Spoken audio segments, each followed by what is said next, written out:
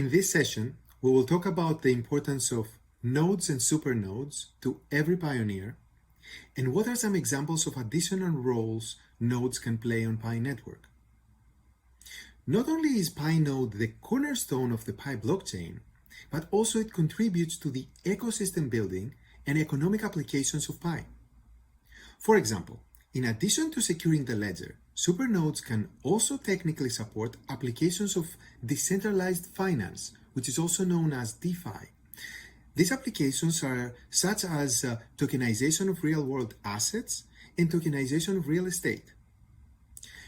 But today, we're going to discuss a little bit more on why the node software is important even in non-blockchain sense, and how Pi nodes and blockchain matter to pioneers who neither serve as supernodes nor as nodes.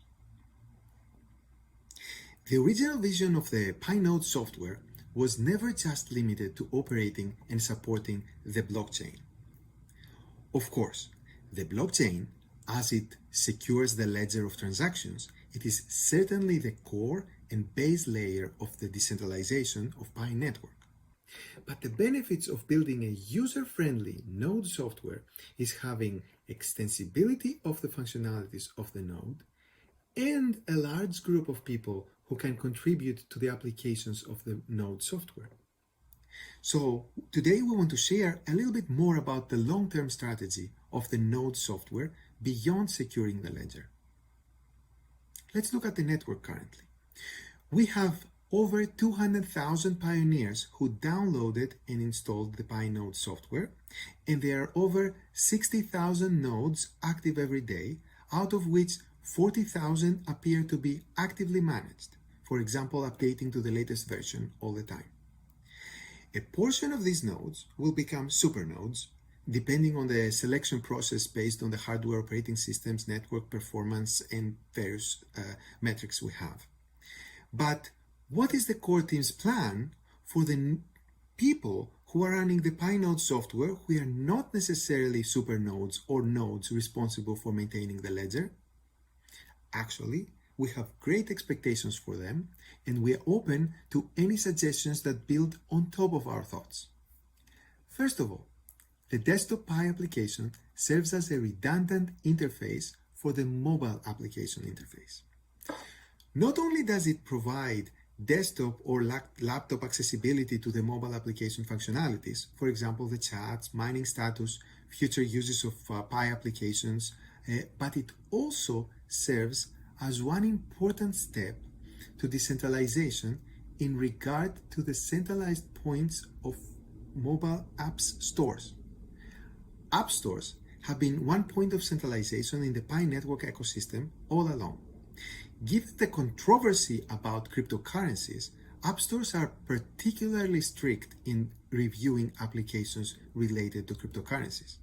And we experienced their centralized control over the last couple of years while we were developing Pi network. For example, our mobile application had to go through very rigorous review cycles before it gets approved and later on to stay live.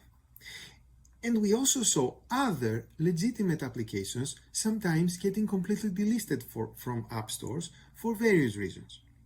We hope this will never happen to Pi, but shall the app stores decide to remove our application from their stores for any reason, the node software will be our backup plan to still maintain the functionalities, the community, and the organization of the network. By having our node software that contains the Pi application component, we de-risk the possibility of any potential failure in centralized app stores. Okay, apart from maintaining and securing the Pi blockchain, nodes can also allow individuals to share computing resources and get compensated for it. Such computing resources include processing power, disk space, and network bandwidth. Note that these are not our immediate plans, but they are all possibilities that will come further down the line. Let's look at these use cases one at a time. Disk space. Think of it as a decentralized encrypted Dropbox that allows people to get compensated for securely storing files. Its implementation can be similar to BitTorrent in the notion that files will be stored in a decentralized network of nodes, while at the same time, Pi can have staking mechanisms that can make sure that all files stored on the Pi network are fully licensed.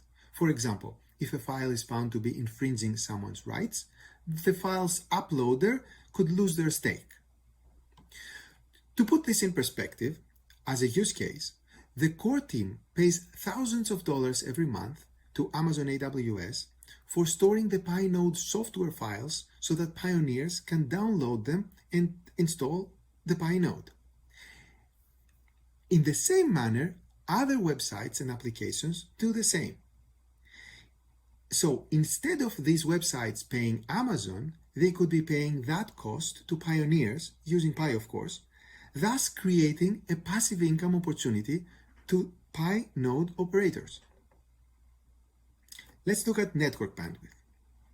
This use case is also known as content delivery networks, CDNs, and it is how the internet is able to scale today.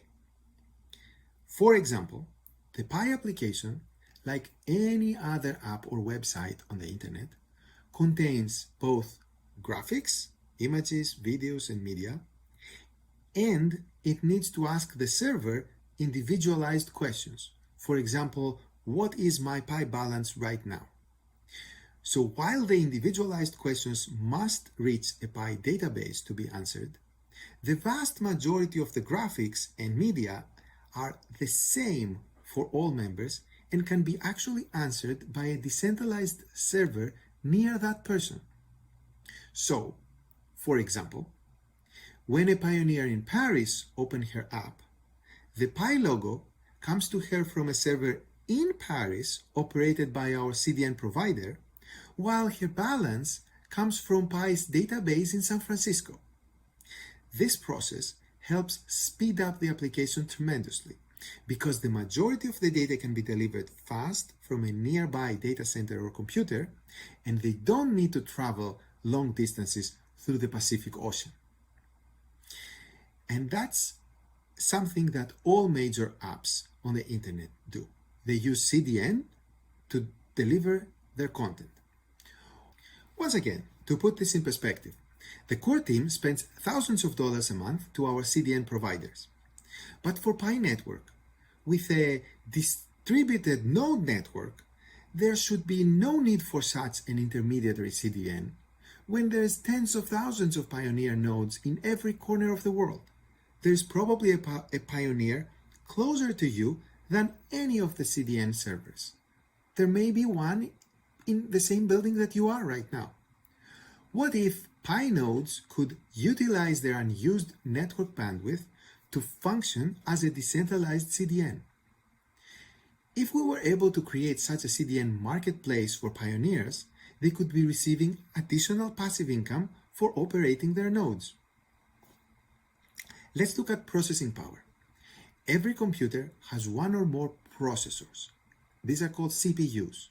And those CPUs are mostly unused during the day and completely unused during the night when the person is sleeping. Think of your processor more like your car. It is mostly sitting in your parking lot waiting for you to use it when you need it. At the same time, there are a lot of companies paying large monthly fees renting servers from cloud providers such as Amazon AWS. So potentially Pi network could match those companies with pioneers who are interested in renting out their unused CPU time. According to our Pi node stats, every day there are over 380,000 CPU cores operated by Pi nodes, and they are unused about 69% of their time on average. Well, the good thing about sharing computer resources is that everyone could potentially participate in sharing them, even on a part-time basis. Moreover, due to the way we structured the Pi node software technically, these functionalities can be implemented as Docker containers on top of our node software, and therefore the development of such modules doesn't necessarily have to come from the core team. Okay, take these ideas I presented today as food for thought. Add your own creative ideas to it and come build the future together.